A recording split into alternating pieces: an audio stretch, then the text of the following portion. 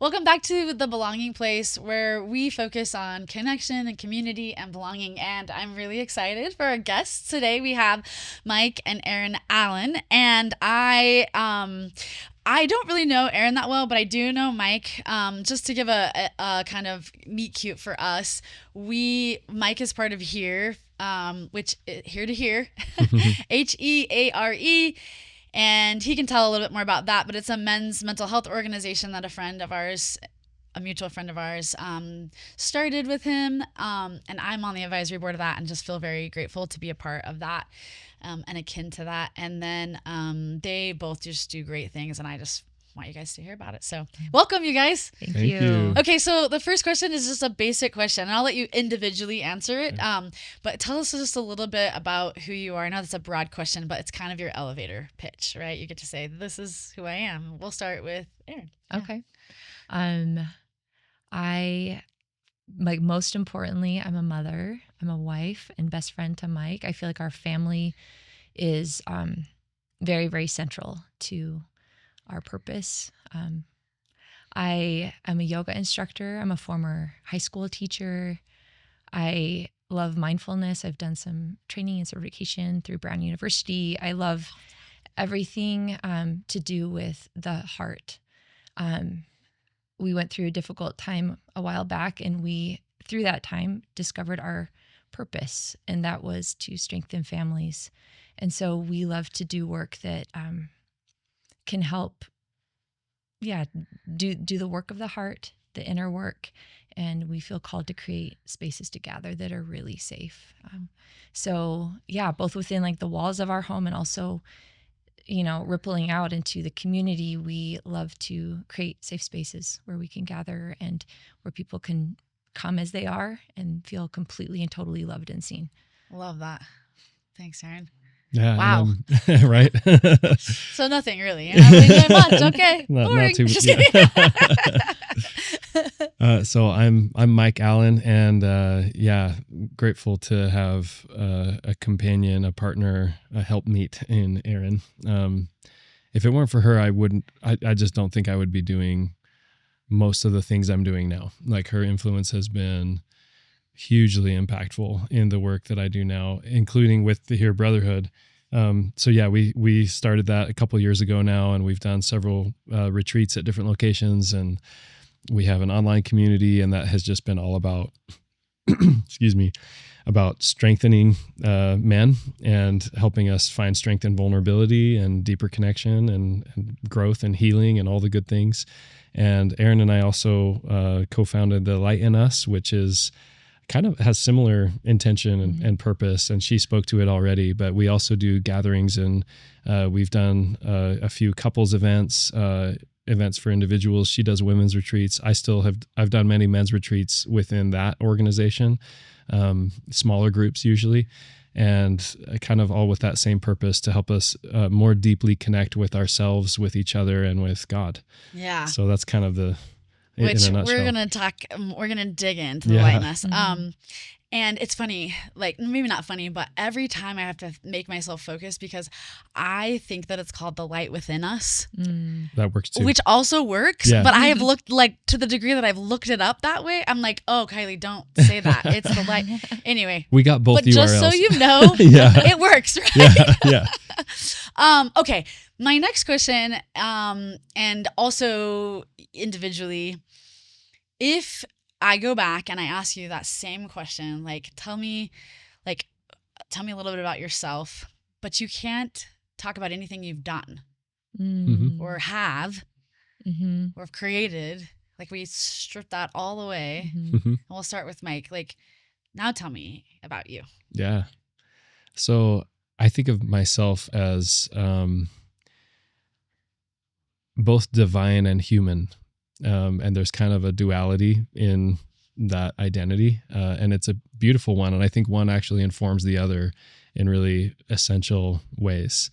The divine within me is just that innermost core sense of self that has always been there and that will continue on. And it is just pure. It's pure love. It's, when you boil it all down, it's like just being, just existing. And there's something powerful in that. And in meditation practice, it's sometimes referred to as like pure consciousness, or the observer, that's taking a step behind all the thoughts and emotions and feelings and experience. And it's just there, and it's just observing these things, right? There's something kind of like infallible about it. It's untouchable almost by any external thing, right?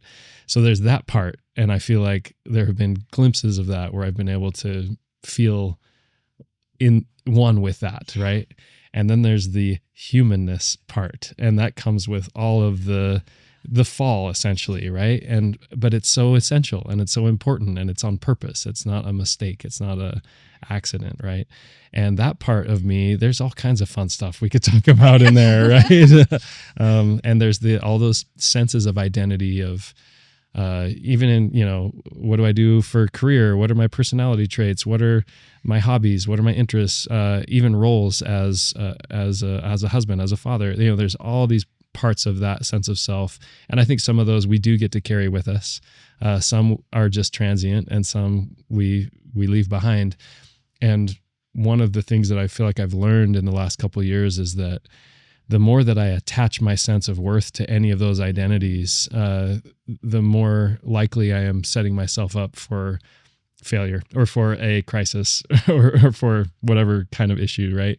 And so I just become aware of that multifaceted part of me, and to go, okay, yeah, right now I'm playing all these roles and I'm doing all these things, having or whatever, but that's not where my true sense of worth lies. And that's not actually like at the core, my whole identity. It's a part, and it's transitional, and it's beautiful. And so there's this kind of acceptance and loving of all these things. Yes, please. Amen. Yeah. So, and the better we can figure out how to, this is why I think right now there's a really popular, it's good, but it's also really popular type of therapy modality. And it's because it's called parts therapy. Yeah. It's called IFS. IFS, yeah. And I hope I don't hurt anybody's feelings by saying this. IFS is great, and so is CBT, and so is motivational interviewing, and really any modality that can get people to feel. But the reason why I think IFS is, there's a wait list as a therapist to become it now, because so many people want it, is this, what you just talked about, is that people have so many parts of themselves, and to integrate those is so healing. Yeah, both the natural man and also like our divine center. Well, thank you. What about you?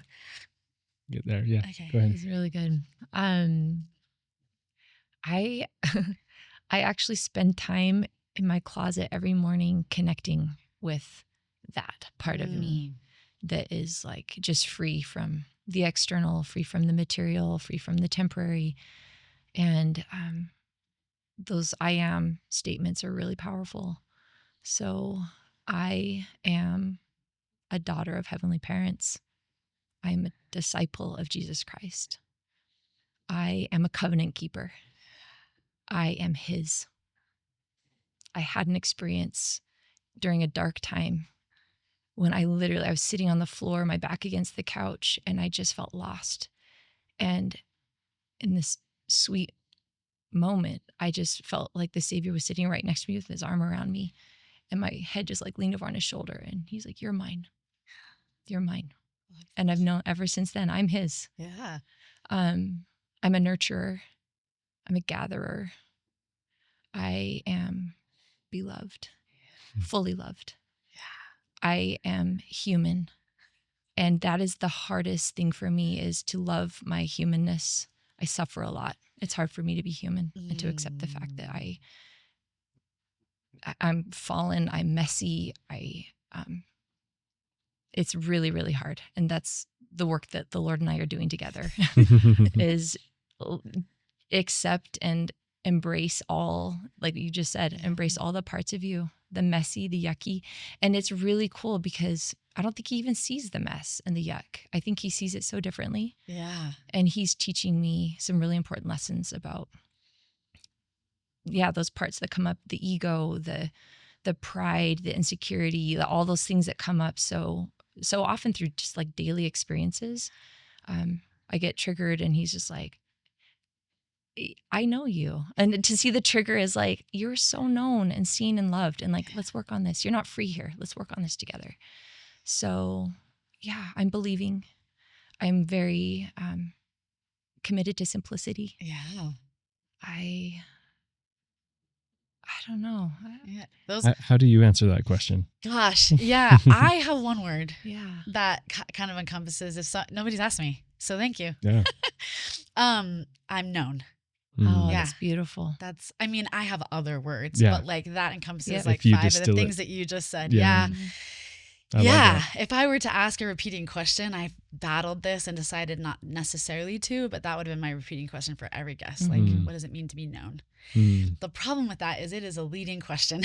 Yeah. And so that's why I took it off the table. Not everybody feels that. I think people could probably describe that, but that is one of my spiritual gifts. And when you talk about yourself, I feel like that is one of yours. Sounds like that is one of your spiritual gifts. I've known from a very young age that I'm known. I know who I am and whose I am is what I say. And so that cannot help but like fall out into every area of your life. It doesn't mean I'm not human. It doesn't mean I don't make mistakes. And I often find myself saying, and it doesn't mean I get any more different blessings or not, right? Like I have some big unmet desires in my life, and being a covenant keeper and being known doesn't solve that problem for me. But it does kind of coming back to the heart, what you said, it does give me peace.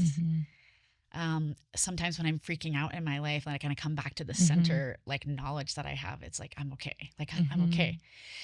I might not have the things that I thought, but I have other things. And those things aren't necessarily plan B or plan C. I'm coming to this place with myself where it's like, stop saying this is your plan A and now you're living in your plan G life. Like you're just in your plan A life. This is just it. Right. This is your life. This Now is the that plan. process, just so you guys know, if I'm honest, I'm still in that. And that has been very hard for me because I have just always said like, well, I'm in my plan G and I'm happy in my plan G. But that right there already says like there was a path and I'm off it. I missed the boat. And that's a real feeling. Like I can sit in that and have sat in that. But I think part of I know the ability to be known. And also I have like huge belonging places and huge, a safety net. Part of the like null hypothesis of doing this podcast was like to gather people to sit down and what they understand as belonging and what does that do for them. And my null hypothesis was like people who belong and people who have woven themselves into other people's lives have a safety net.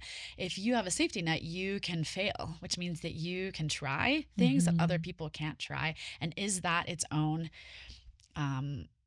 like thing that we should be looking for and building more than we do, right? And then here we go. Let me ask people, let me talk to them. And like over and over, it is proving that hypothesis true, right? A lot of my friends are entrepreneurs. Well, how do you get to be that? Well, mostly if you dig away from all the things and maybe their skills and their education, they have got some really strong belonging places, right? Either in their nuclear family or in their chosen family that have allowed them, you have to be able to be homeless or lose all your money to risk your money. And then if you know that, like, where are you going to go? Like, I've never had to worry about if I'm loved. Like, I've never had to think, like, I've always known, not just from my parents, but from, my Heavenly Father. I remember sitting with a 9-year-old and as a therapist. This was before this was at a lockdown facility, and the 9-year-old was a foster kid and he was at a residential program because of his behavior.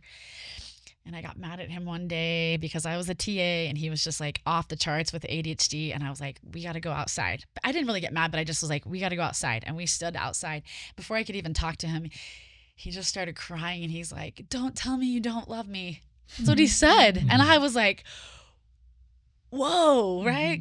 And he's like, because this is all I have. And I was like, what do you mean? And because he was afraid I was going to be mad at him. And we had built this relationship. And I was like, oh, of course, you're always loved, inherently loved, right? Like I was like, but I found out when I talked to him that he had been in 7 different foster homes before he landed in this residential treatment program that he was in.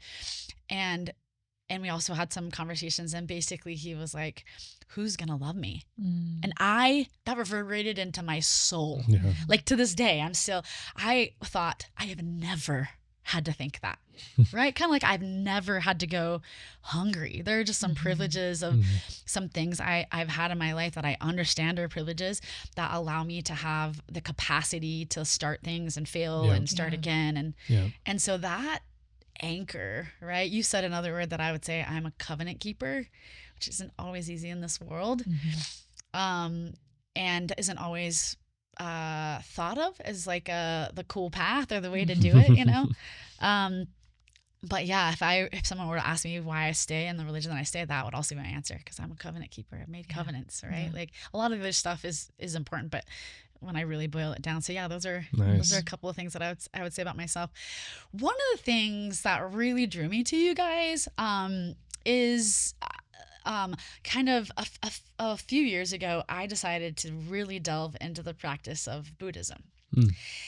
And one of the reasons why I wanted to do that is I was having a really hard time. I was doing this thing, you know, the picture that they have the teddy bear or the flowers of the girl, and then Christ has like the big bouquet or the big bear behind him. Like, you're holding this thing, this offering, and God's like, I have bigger, better, right? I have a hard time with that picture. And I knew that because as much as I want to say I want to trust God, like sometimes I'm like, but like I want this and you're not, I don't have this. Yeah. So like, do you love me less? I don't believe in a God who loves me less.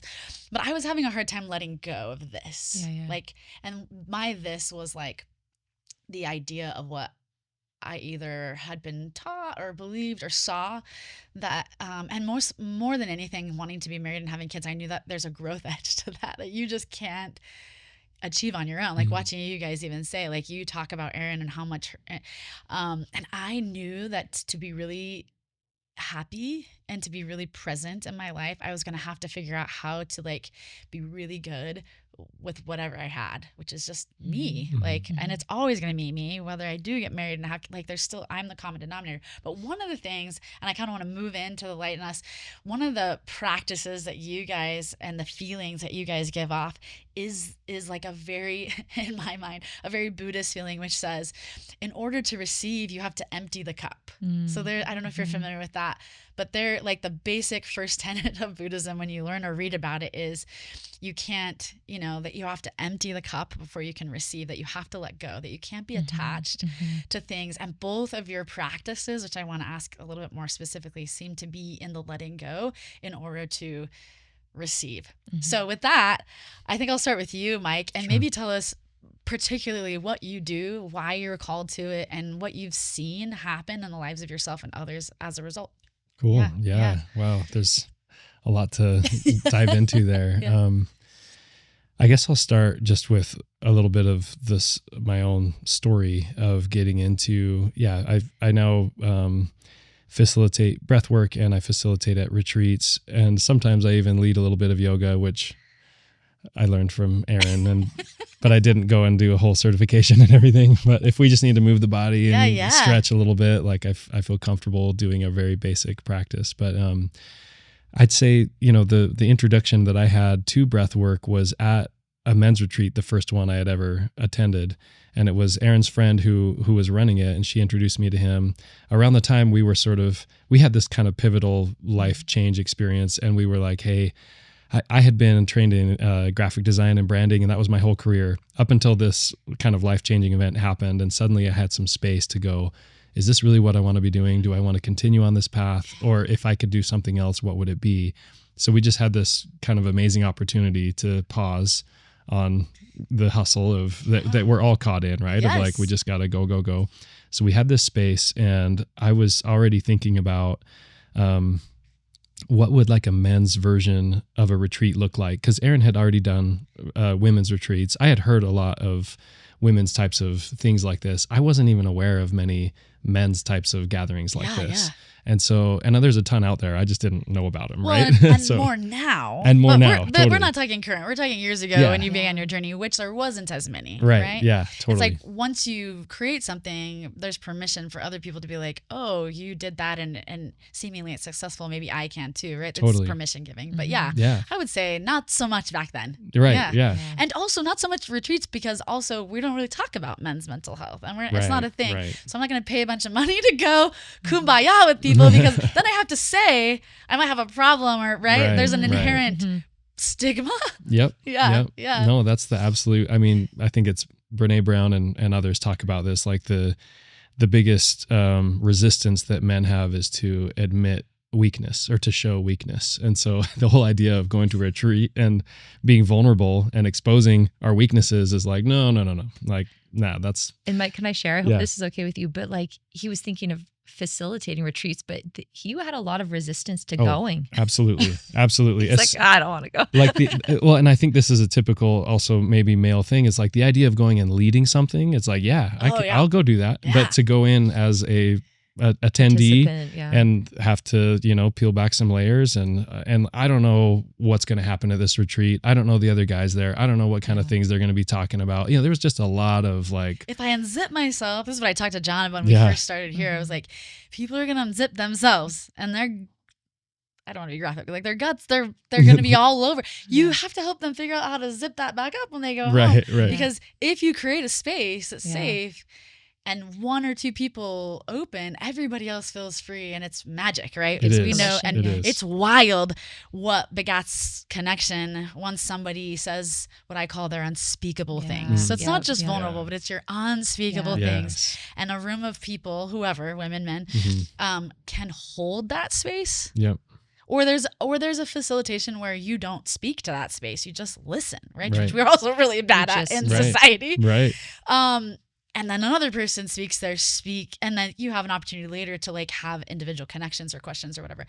But like, there's no shame, there's no whatever. That is like miraculous. Yeah. It's powerful. And so, there was some of that like group vulnerability and opening up and starting to, it really is an exercise of like seeing what's in here. And then there is something powerful about sharing those things, because one of the big fears that we have, and this is connected to shame, and we often hear about shame, like shame versus guilt, right? Guilt is I did something wrong or did something bad, and shame is like I am something bad, right? So we identify with that. The other component that I think is not talked about as much, but still very experienced among all of us, is that if people knew this or that about me, or if they knew the real me, or if they knew whatever, right, then I would not belong, I would not be worthy of love, I would not, all the things, the fears that come around that.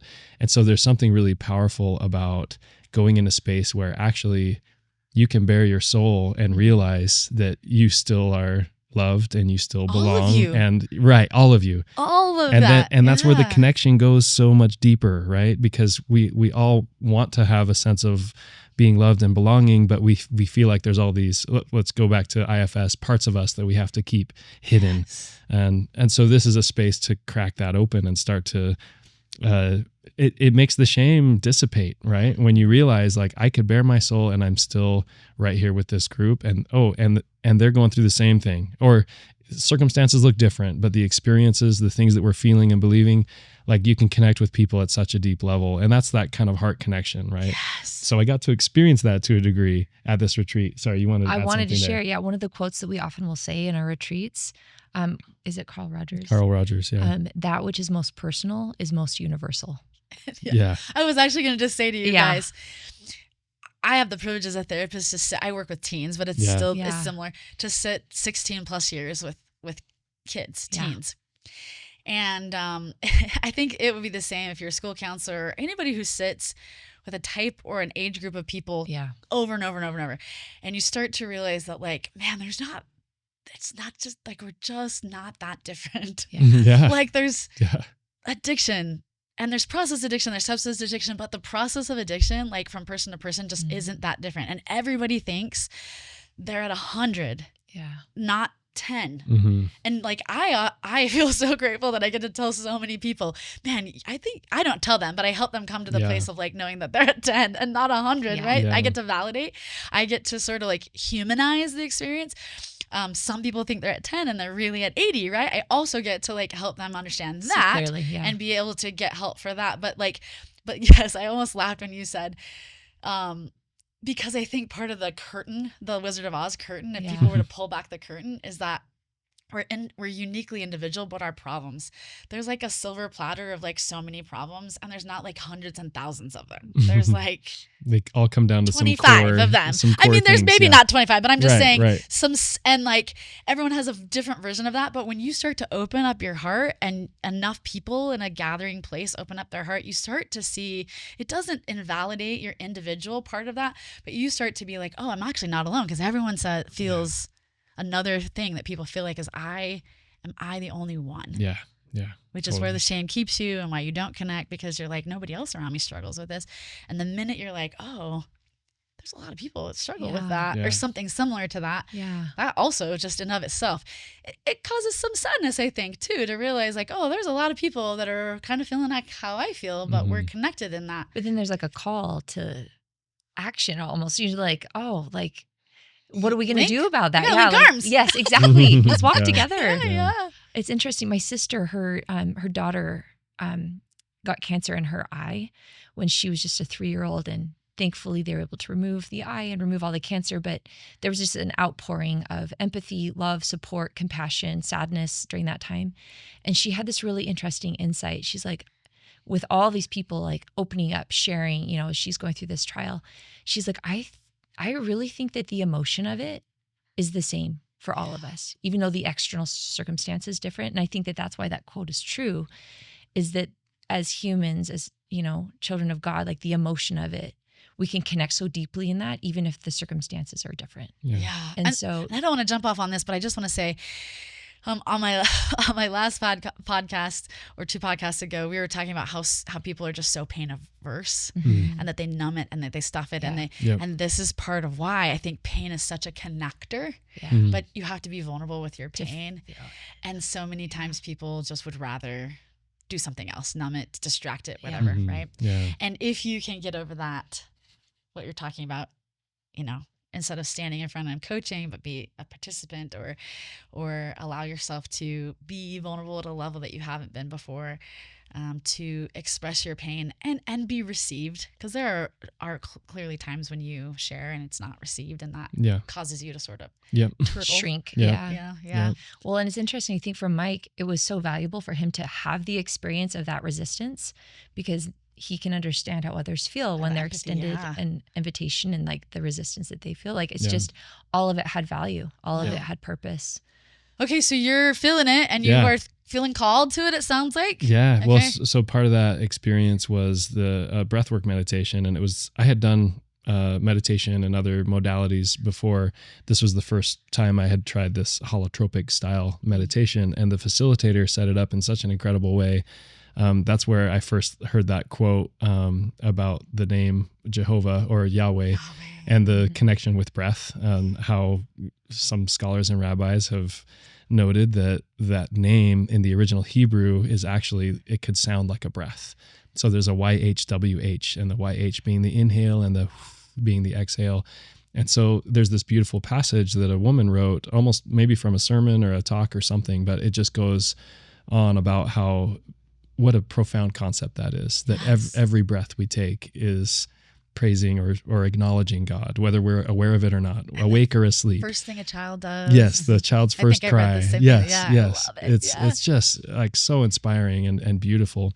And even beyond, in addition to that, there's a lot of cultures and traditions have more of a connection of soul and spirit and energy and life force with breath. Like those are the same word. So it's prana in Sanskrit, and it's chi. Chi you've heard of, like the flow of energy, right? Well, qigong is breath work, which is energy work, and it's even in the Hawaiian tradition that ha is the breath of life, and it's through the ha that you receive your mana or your life force or your energy and spirit, and it's in the word aloha, right? And mahalo and Hawaii, and it's like everywhere, and it's just so cool to learn about this stuff. Fiji bula bula bula vanaka. Oh, yeah. Awesome. I don't know if you okay, know that. I don't know that one. Yeah, that's amazing. Okay, so there's so many traditions that kind of embrace this idea of breath and spirit and a oneness in that, and we just don't have that as prevalent in our language or in our culture. And so going into a breathwork practice with a little bit of an awareness of that connection of breath, of the divine, and now we're just going to breathe and go deep into a practice. It was really powerful setting that stage. But then once we started the practice, I again felt some resistance to it. I was like, this is kind of weird. My mouth's getting dry. The music was really loud. There was just all of these things. I was really in kind of the body and the sensations of the body. And you start to even get a little bit of tingling sensations sometimes, like in the hands or in the fingertips. And so this was all kind of a little bit of like a resistance initially. And then I just started to, in my own head, I was like, I'm just going to flip this into like a little bit of a mantra, a little bit of a prayer. And I just started thinking like, God is above all of this. Like everything that's happening here, like God is above all this. And can I just be connecting with that? And a few times of just repeating that as I'm pulling breath, all of a sudden I just felt like I got a message from him, which was about emptying the cup. And the message was to just be free. Oh, gosh, because all the stuff that I had been becoming more aware of during that weekend was self-criticism and judgment and doubt. And, we all have that inner critic, and mine had been pretty loud in the weeks leading up to this experience. I had continued to wrestle with shame, and that's something that has come up for me in different stages of life as either a big thing or like, oh no, I think I've got that figured out. And then it comes up again. And then, so I was in a cycle of like, I'm feeling some shame around, I'm feeling like it's hard for me to access and tap into that unconditional love because I didn't feel deserving of it. And just all these blocks, right? Everything, because I felt like I came from God, I had permission to let go of all of that because it was all just in my own head. Altar, right? Like, yeah. And as soon as I had that feeling of being free from it, just this huge wave of emotion. I mean, it was the kind of cry that it's like you're wringing out a cloth or something. You're just like, and the tears are coming out I just like had this very soul liberating kind of release. And then there was this empty cup and what got to fill it. And it was just pure love. And I felt it for myself. I felt it from God first. And then I felt like I could feel it for myself.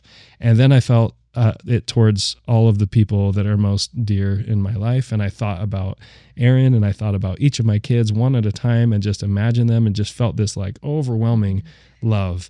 And all the little, like there was, one relationship with one of my kids that felt a little strained at the time. Like I was bugging him and I felt bugged by him, and just these little petty things, and it all just washed away and was absorbed in this overwhelming love. And I was like, wow, whatever just happened there, this practice, this tool helped me get to that place. And that's how I see it. It's, we have all these tools available to us, all these practices available to us. That one for me was really powerful and effective at helping me connect with God and self and feel that love. And so I just was like, okay, for sure, I need to learn more about this. And I went and practiced more, and I was researching it, and I eventually got to the point where now I'm facilitating. And it was that was like the moment of emptying the cup and then filling up. And then it set me on this trajectory, this thing I had already been thinking about. I had the momentum now and the passion and the fuel to like go and make it happen. And so I did my retreat, I don't know, within a month of that. My first men's retreat was within a few weeks of that experience, and it was incredible. And then people at that retreat had similar experiences to what I had, and it just fueled it. Right? Yeah, it was amazing. Yeah. And before we move over, Erin, to I'm excited. I know, and I love that you shared sort of the coming to yourself and the divine piece.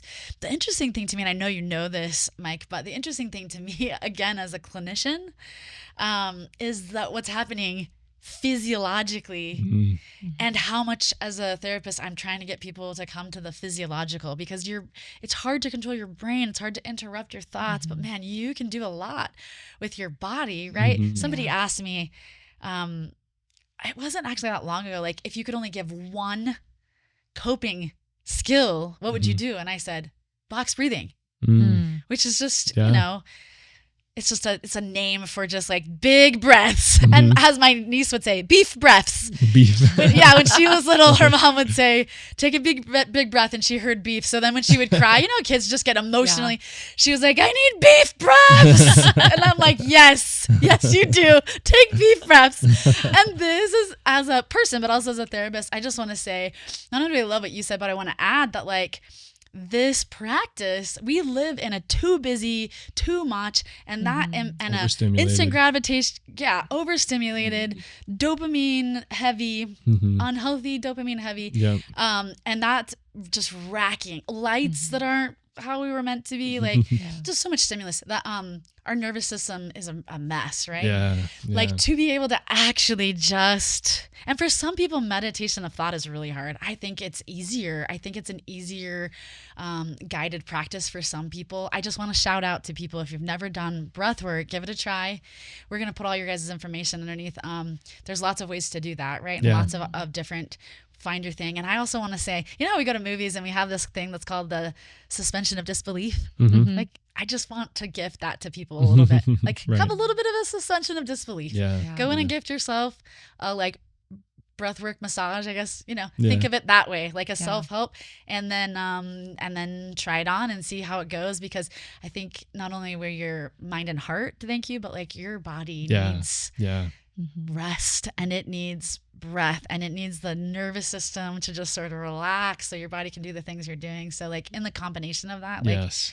like what a gift. Yeah. Thank you. And there's so much I've learned about the autonomic system and the nervous system, and how breath is the lever to access all of that. And that was just, there's so much here. There's so much depth in this concept. And we focused on the kind of the spiritual and emotional side Which of I it. love. But Not enough there's people focus on that. Yeah, I just want to say yeah. thank you. yeah. And I just wanted to bring in a little bit of this other side, because like Yeah. I think this side is talked about a lot more than that side, though. Right. Yeah. But there's such good research on this. There's an amazing book by James Nestor called Breath. If people are interested in that, it is a fascinating read. But yeah, what's happening at the physiological level is really profound. And I think it is connected to and one with the spiritual and the emotional things It that comes are, back to that natural man and the divine, right? Yeah. Like, there's a oneness there. I love that. Speaking of physical connection, I want to shift over and I want to talk to you. Tell us about your story and how you came to be with the yoga and all that stuff. Yeah. I first started practicing yoga in college, actually, like just would go to 24-hour fitness or whatever. Okay, really? But Okay. yeah, no, really, it just Okay. started off like so simple. But I noticed that practice was profound. That was profound. And I was blessed with actually a really incredible teacher who brought more depth to the practice. And it wasn't just like calisthenics. It wasn't just physical. It was Twisting your body like Yeah, some people no, think. no, We're it just going went to go to a and twist deep our body place. in really hot rooms. it went to a deep place for me. And when we moved to New York City, I actually like offered to teach at the church, like a community class, and lots of people came, and I taught for years before I ever finally took the step to get certified. But finally the time was right that I was like, yeah, this is time. My mom, she deserves a halo.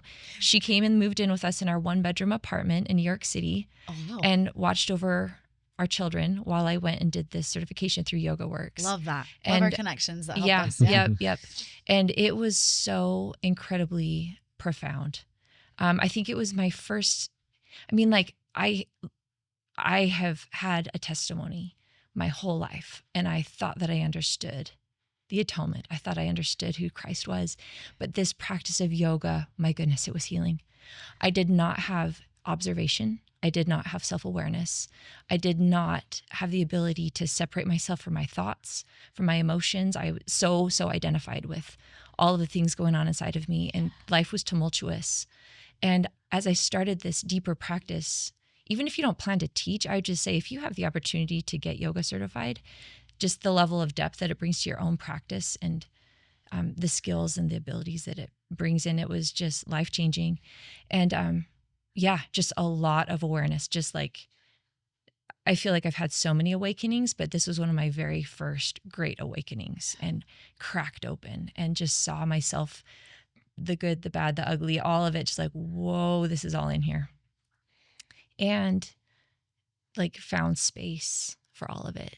Like it just, I don't know, it was very, very profoundly healing. We had this little exercise on the very last day of our certification program where we were to write a little piece on a piece of paper, the word that we wanted to bring in. Okay. And without even understanding fully, like it wasn't something I thought just came. I wrote down the word grace, and I didn't even understand how profound that word was. This is before I knew the doctrine. That's before I knew what that means. I still thought that I had to like earn, deserve, prove, like try, strive, all those things. And it just opened up this trajectory where I could actually receive and understand grace. And I'm still on that journey. But yeah, yoga has given me grace. It has given me space. It has given me the ability to connect with and identify with the eternal, and to separate that from all the other stuff. Like we just talked about, circling around to the beginning. And the meaning of yoga you've The shared. beginning, the meaning of the word yoga is really profound, and I'll share that. It actually has the same etymology as the word religion, which is to religate or to tie or to yoke. Interesting. Yeah. I did not know So that. with religion, that's to tie back to God, right? With yoga, we tie body, mind, spirit. Yeah. Same place at the same time. A And the oneness, cord that ties or binds that is the breath. And it's really, really profound, because I mean, think how many times your body is in one place, but your mind is somewhere completely different, usually bouncing back between past and future. How we can be so disconnected from our hearts.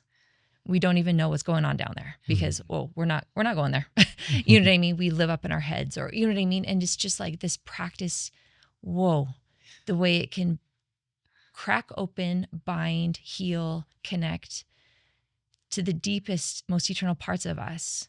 It's so sacred. It's just so beautiful. That's one of the things I love about Erin's approach to yoga, is that it's this multi-dimensional, there's this depth in it. It is about the heart. It is about the soul. It's not just the like, oh, this is good for my posture, or good, strengthening and balancing. And good, right. It's like, there's so much heart and depth in it, and community in it. And she even has a share at the end of her yoga practice where everybody gets to talk a little bit. She'll have a prompt, and so it goes beyond just the individual. There's always kind of a community experience in a class where you're all practicing together, but then there's even a chance to go deeper where we start to open up with each other at the end.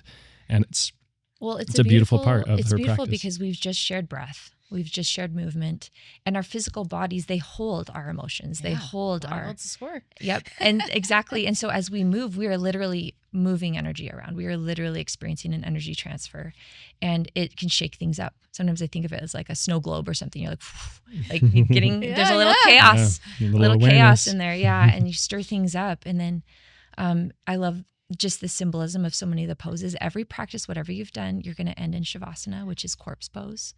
The symbolism of letting something go, letting something die that's not serving you, that you don't need to keep carrying. And then you roll over from there into fetal position, which is symbolic of a fresh start, a rebirth. And it's just the amount of opportunities that we have to die and be reborn throughout, even every breath, right? Every exhale, every inhale, like it's just. There's praise also. I feel like every time I've done a yoga class, there's some pose that's in praise, or to the sun, or yes. I'm not very good at yoga phrases. No, but and I do. There's always some kind of up. When you think about the physical postures, especially in sacred places, like the position of our bodies can actually affect our hearts, our spirits, our minds, our focus. And I love that so much. I do. I love the sun salutations, and I love to think of the sun. This is what they're called. I was like, I think there's sun. Yeah. And there's praise. Sun salutations. There you go. The other thing about the practice that's beautiful to me is how repetitive it is. And just to think about, like, what is our relationship with repetition, and what is the purpose of repetition? Yeah. And it just, when we feel and experience things in the body, it becomes real. It's not theory anymore. It's and like grounding it's felt. and very present, right? Yes, like exactly. This is the most present thing, where my feet are, rather than where anticipatory in the future and the past, right? And I love how in the practice of yoga, the body can help the spirit, and the spirit can help the body, right? And so this body is such a beautiful tool, such an anchor for finding the present moment through breath, through the sensations in the body. And then how the spirit can also call the body to do things that are, we get to these places, these edges in a yoga practice where it feels like I cannot hold this for another breath, but wait, what if, let's just get curious. Yeah. What if we linger here? This is the pain What points. will we, what will we discover? Like, while you're talking about it, I can feel it. Because like when I've been in yoga, like I just want to tell you, and both of you, my relationship with yoga, it's so interesting because I know everyone has different things, but I remember leaving a class one time and saying to my friend, I have never been more exhausted from breathing than any other thing I've done. But it was because the yoga teacher kept saying, like, breathe, breathe. And it was interesting. I remember, like, I flash back in that yoga class to all the stuff. I was a gymnast, and then I was a track, like a hurdler and a long jumper, all the stuff that really, you use some really power part of your muscles. And any coach and anybody who's ever done this training knows you have to get some good oxygen down into your muscles. And so I don't know if you'd call it breath work, but there's definitely some breathing work that happens, or some ways that you can get oxygen down into your power muscles, right? And so while I was sitting, I just never, up until that point, never connected yoga with breathing and like getting it in. I just really connected it with like coming to myself and like posing. And also because it's really, if I'm sort of flexible, so I love to like push. But yeah, there was always these moments where I was like, I cannot hold this. This is straining me. And in the practice of just like a little bit more, right? And that little bit more is so life indicative. Like you're going through pain and you can do just a little bit more. That's that growth edge. That's that. It's really fascinating because every person who practices in my class, like they're the steward of their own practice. They get to make their own choices. And I always encourage them to listen to and honor their body, honor where they are right now. And where you are right now might be different than it was yesterday, or you know what I mean? But to make those good, wise decisions, because sometimes what is needed is to like grow, to like move out of that comfort zone. And sometimes what is actually like the most honoring is to slow down, let off a little, you know what I mean? And so it's like moment by moment. I think the real practice is staying connected with the breath and that awareness. And that is rigorous. That is very rigorous to consciously breathe, even for like a few breaths. I never breathed so hard. I never got exhausted from breathing so hard in my life. My first day of my yoga certification in New York City, I'll still remember that little studio down in Soho, and we could hear the taxis and all that stuff in the background. And we stood in Tadasana, which is mountain pose, and we were sweating. We were standing and breathing and sweating. And I was like, what is happening? Like it was just so engaged. Yeah. And I don't think that we are used to that. No. We're not used to that. We like to disengage any chance we get. Okay, so I'm going to ask you guys to do an exercise right in front of us. If anyone came and like heard you guys speak, you just sound like you've arrived in this Zen place. I would guess that if we peel back behind the work, and you can be as vulnerable or not as vulnerable as you want, there are some pain points that got us here. Yeah. I don't know if you want to share how, if any, and you don't have to go into details, but are there some, can you help our audience know that like you're not just these perfect people that just showed up in Zen and do yoga and breath work, because this is not what this is about, right? No. Yeah. How do we get there? Oh my goodness. Who's first? I mean, literally, I had a women's retreat on February 28th to March 1st. And the night before, I was on the verge of an anxiety attack. And it's because I feel like I got triggered by Mike. And there were some things that like, the visual that comes to my mind, it feels like the Lord and I have been like going down into my heart, like kind of scraping away what's there, scraping away the dirt. And we got to this like steel trap door. And it felt like there was something like under there that was terrifying. And I had so much anxiety over the fact that there was something under there that I didn't know was there, but I knew, I don't want to open that up. I do not want to see what's in there. Pandora's box. Yeah. Yeah. And that was literally like panic inducing. And Mike, even though he was the one who triggered me, he was also the one who held space for me, literally held me in his arms. And we were able to crack open that door. And something about together, right? Yeah. And being able to share some things that were really, really, really hard to say, really hard to hear. And it was safe. And it was so messy. It was so, so, so painful. And so that's just like a few weeks ago. And there's been like, I feel like that's been the thing. I feel more than anything is we have gotten, we've gotten more comfortable with discomfort. We've been more comfortable with confrontation. Yeah. I, like I said at the beginning, have a hard time with my humanness. And so if I ever have emotions that I feel like are unwanted, anger, resentment, whatever, shame, like whatever that is, I struggle with depression big time. I struggle with anxiety.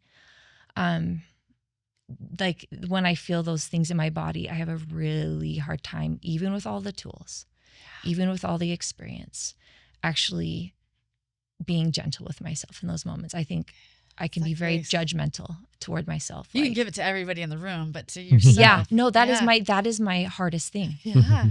Even though I'm like a gentle person, like I can be so hard and so critical on myself. And it breaks my heart because nothing is more painful than invalidating yourself. Yeah. And no father and no husband and no kid would treat you that way. Never. Yeah. And Never. I know you know that here, but thank you for being vulnerable, because I think most people are the meanest to themselves, right? The inner voice that they have inside themselves, and they would never say that to other people. And I'm grateful that you have a partner who hopefully can constantly reflect that back to you, right? Your inherent worthiness, your inherent love. He doesn't give it to you, but he can reflect it back to you, right? It's very interesting because I know so much here. And then when I'm actually in the dark, when I'm actually immersed in this, like, this experience, you know, whatever brought it up, it's like the work is very real. Yeah.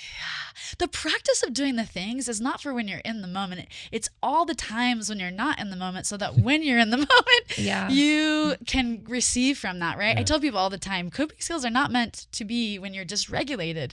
This is a hard time to do a coping skill of any kind. I appreciate that because it doesn't, my tools don't work. They're like, I have tools and I don't. This is the big problem that most people, I think, a big disconnect in mental health and just any work, right? Like, we do the practice. You should do the coping skills or use the things. I use TIP a lot, which is a change of temperature. And for myself, I use that a lot. Like, I'll take off my shoes and socks and walk in different temperatures of the floor, or the kids say touch grass. I go outside and actually do the hug the tree, you know, vibrate with the ground. But there's a lot of coping breathing, not like when you're dysregulated, but just because you're alive.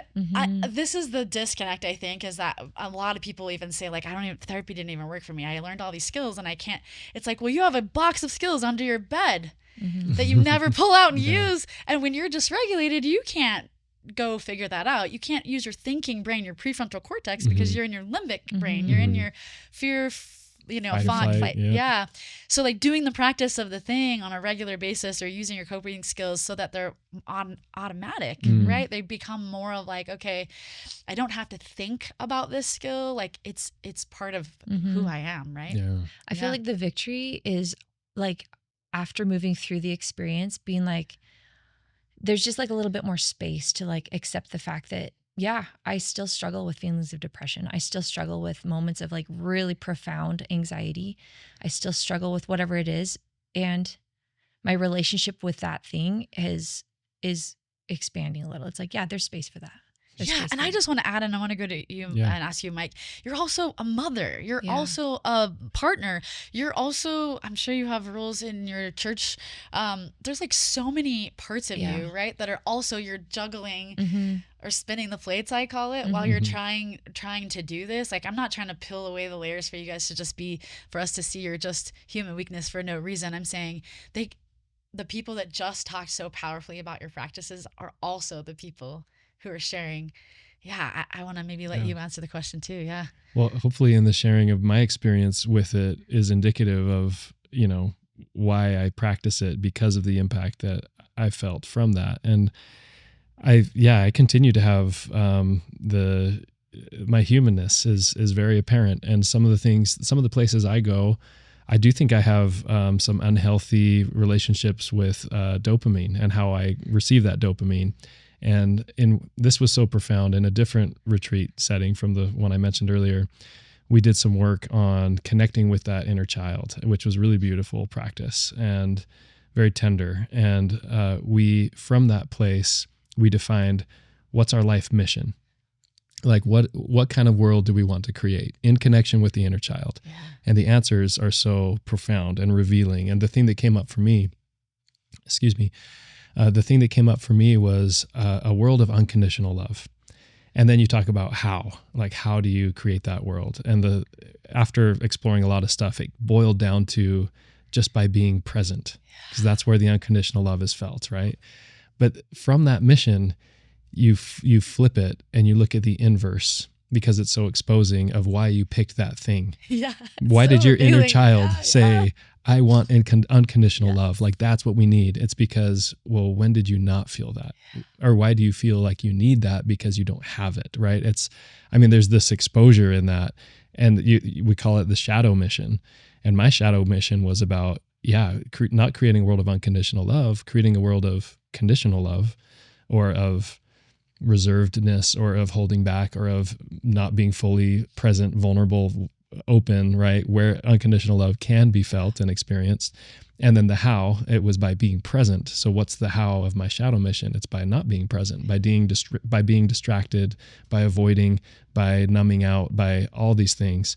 And just the sheer awareness of that is so important, because I can go, oh yeah, I am going into my shadow mission right now because I'm not feeling connected, and therefore I'm gonna. My tendency is to want to go get the cheap dopamine and jump on a device and scroll, or see if I got a text message or an email, or just checking all these things for something. And if I'm not getting it there, well, maybe I need to go to my news feed. Oh, and what kind of experience do I have looking at my news feed? It's all triggered. It's all geared towards like stirring people up in anger, or or I can't believe this, or what, there's just all this stuff that happens in there. Personalized to you. The gaming mechanic says, this is for you, Mike. These are the things that'll make your brain go psh, and keep you, right? Totally. Totally. And a novelty spinning wheel of dopamine, right? Yeah. So that's where that's my shadow, is like, it wants to go and do those things. And there have been times where I have had, more destructive kinds of places I was looking for distraction and for dopamine, and for that. The thing that I'm actually craving is connectedness and unconditional love. And then there's all these counterfeits that are out here that try to fill that void, but that never do. And so, wow, just like, and that continues to be the thing that is probably my biggest challenge, is to, am I slipping into that and being disconnected? And that's part of what Erin shared from before, is like, when we feel disconnected, she starts to get into the depression, and I start to just feel kind of like numb to the world. And wow, there's such reconciliation that can come from that. But it takes that stepping into the risk of opening up and saying, hey, I'm feeling this. And then it's like, okay, where do we go from here? And then we just start to dig in, and it's amazing. That piece, I want to focus on that. Yeah. I think it's that last piece. I think a lot of people are okay to sit in their problems, or numb their problems, or even work on their problems, go to therapy for themselves. It's some people don't have a hard time with this, but most people have a hard time feeling needy. Or that desire, that thing that comes when I have to ask for something from you, because we live in this hyper, even if we're married, this hyper independence. Like, I can do it all, and even if I can do it all with Christ, that's even a thing, right? In Christ, I can do all things. Yeah. But like, we really are dependent on each other in the world, and we're really dependent on connection and belonging and purpose driven. And so, when we feel disconnected, I think the biggest fear that most people, that keep them from connecting with the person they need the most, is they have to basically do some kind of act of vulnerability. They have to either share or ask. And that is like, I think of it as like, both people show up in armor, and one person takes off the armor and their helmet, and they're both holding swords, and you're kneeling down. Like, the opportunity is the other person can model. They can take off their helmet and put down their sword and kneel down, and you're both looking at each other. Or the other person can just chop your head off. This is the image I use a lot in therapy about vulnerability invites vulnerability. But there is something vital to our need to be alive and to thrive that says, but if I stick my head out, like, you have the most power to hurt me, the person that has the most power to connect with you, which is true, right? And that thing that you just said, I like the word you used, to risk, the risk and reward, right? And really, I think what it comes down to is you have to do the work to create safe spaces, right? Because I don't recommend anybody do the risk if there's not going to be the safety there, right? Because the reward is not worth it. It will teach you very quickly, like, don't I'm ever not do safe, that and again. don't do that again. Yeah, exactly. Yeah, totally. And that takes a lot longer to undo that pattern than you can have 10 times that somebody listens to you and 1 time that someone does, and you're like, I'm not doing that again, right? Yeah, absolutely. Yeah. Well, let me ask you guys this. And either one of you can answer. Maybe you look at each other and say, you go. I don't know. I in the combination of the light and us, you guys sort of do both, right? Like you gift people. And I kind of want to ask a question. And there's individual work and the work that you've done. And then there's this idea, and not everybody does this, but the choice to sort of invite groups of people.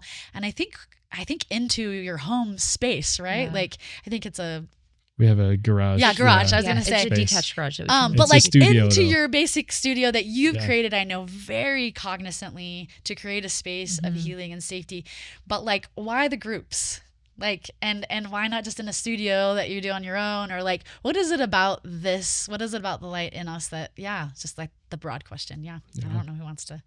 Well, we have like, as part of our website, it says, when we gather, our light shines brighter. Oof. And I just think that that's so true that, like, again, going back to what we talked about before, we are all navigating some really, really difficult and also beautiful experiences because we're alive, because we're mortal. And when we come together and when we create a space where it is actually safe to come as your whole self, you don't have to coat check any part of you. When you walk through the door, the all is actually welcome here. And I feel like that space is created through intention, through prayer, and through showing the way. Like if we're creating the space, we're going to be the first ones in to crack open and be vulnerable and let you know it's actually the deep end is actually safe here. You come in whenever you want. You can come in at the shallow end. You can dip a toe in, but if you want to come in at the deep end, it's safe here. I'll go in first. I love that. But there's something about it, and there's just, I feel like trust begets trust as well, and being like, this is our home space, like this is our sacred space. You're welcome here. Come in, come as you are. Yeah, exactly. And it's not detached, and it's not, I don't know how to say it. I just feel like the walls of our heart are down in this space, and we have experienced and we have seen miracles. Some people would be so scared to hear that. There's like a me who's like, let me dive in. Like the walls are down. I love it. I crave. This is when I first was doing this podcast, I told Tommy, my producer, I was like, I don't want to snorkel. Yeah. I want to scuba dive. I got to figure out how to host to get to the scuba diving. Because if I'm going to do an hour, I want to scuba dive. I don't want to snorkel. You can snorkel. Anybody can snorkel. And I don't even mean I'm not doing any chit chat, but even good snorkeling is not scuba diving, you know? Yeah. So I love this. But when I hear that phrase, I know there are people that are going to hear this that are like, ooh, hearts down. Yeah. That's exciting for me, for them to be nervous and still walk in the space. Yeah. Yeah. And that's okay. That's not everyone has to, you come as you are, come if you want. With a closed heart. And maybe it'll open. Yeah, exactly. Come as you are. Come anyway. There's no pressure. Like I said, you can, if vulnerability is a swimming pool, you can dip your toe in. But just come and be. And I think that sometimes witnessing it and just with the sheer, it is so incredibly powerful, just the sheer power of presence. You don't have to even open up and say, some people, I feel like it's like an iceberg, a little bit shows, but there's a lot being felt. Yeah. And that is, that's valuable. That's beautiful. That's needed. That's wanted. So but I bet you guys have seen people just plunge. Yeah. They tip your toe in and then they're like, I do. Bombs away. I do. To the deep end. Honestly, I've seen, when I hear about the heroes, people go because they know you guys and they're like, maybe I'll go. And it's kind of maybe cool now to go. And then they get there and they just, right? They didn't even know themselves that they would just let go. Yeah. I think there's a longing. There's a longing for that, for that deeper, connection, and that the deep, profound, intimate feeling of being seen, being known, seeing deeply and being seen deeply. Yeah. There's a longing for that. Yeah. Yeah. What calls you to kind of group? Yeah. Work. I think we talked about this before we hit record earlier. Yeah. So I'm like, did I already say this? I don't think so. I think there is something powerful about gathering, and that's a word in the LDS community and culture. We've heard gathering be emphasized a lot. There's something divine and powerful about coming together and gathering, and this, even the idea of communion and community. And there's this similarity in those words, right? At their core, at their root.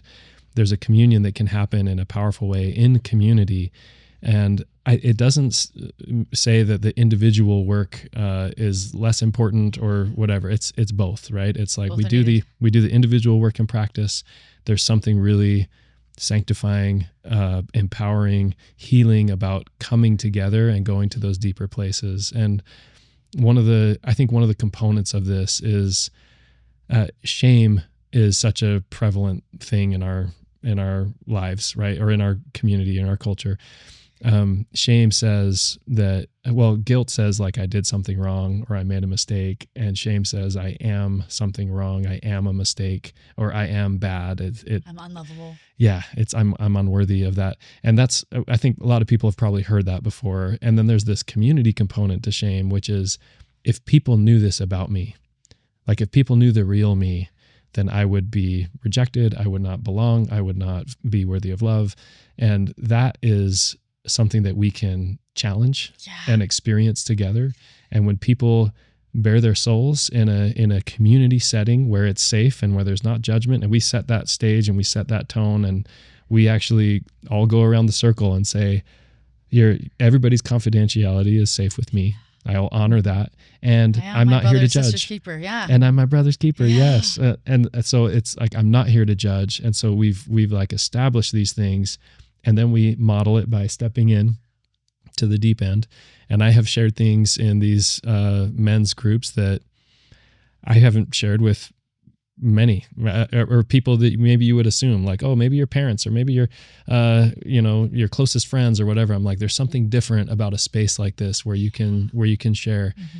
And then you realize in the sharing of it, and you bare your soul, and you see this group of people that are there cheering you on, supporting you, holding space for you, maybe crying with you if that's, something that came up for you. Or crying for themselves because you invited this to open in them. Yeah. Yes, right? exactly. It's not even about you, but you gifted them to like let go of that. Yeah. No, that happens so many times where people say, I saw myself in what that person shared. It's a reflection. Yes. It's an invitation. It's permission giving. Yeah. So there's this diffusion of shame. And then when you let go of and remove that belief that has held you back from being your authentic self, it's a relief. It's like this burden has been let go. Mm-hmm. And then you get to step into this beautiful, more authentic self where there is freedom to be, to feel joy and gratitude and express. And it's, some people think like, if I share this, I'm going to feel worse. No, it's like, I think there's a principle of confession almost, right? And confession isn't so that the other person knows a thing. It's so that you can unburden your heart. Exactly. And fully seen. You said earlier, Erin, which I loved. And then the next step is you get to do whatever you want with that, right? But you are empowered because you have emptied the cup. Right. You are now empowered. What am I going to do next with that? Right. This was the other thing I talked to John about. People are going to open themselves up. Make sure that here's trying to do this. People are trying to make sure that you create spaces when they come back home where they can fill the cup. Because if you feel so safe in these places and then you go outside of that and you don't feel that, grateful for those spaces, yes, but also need to like be able to integrate it. How do you integrate it, and how do you bring people in that? I just want to say thank you to both of you for creating a well. I talk about wells here, gathering places.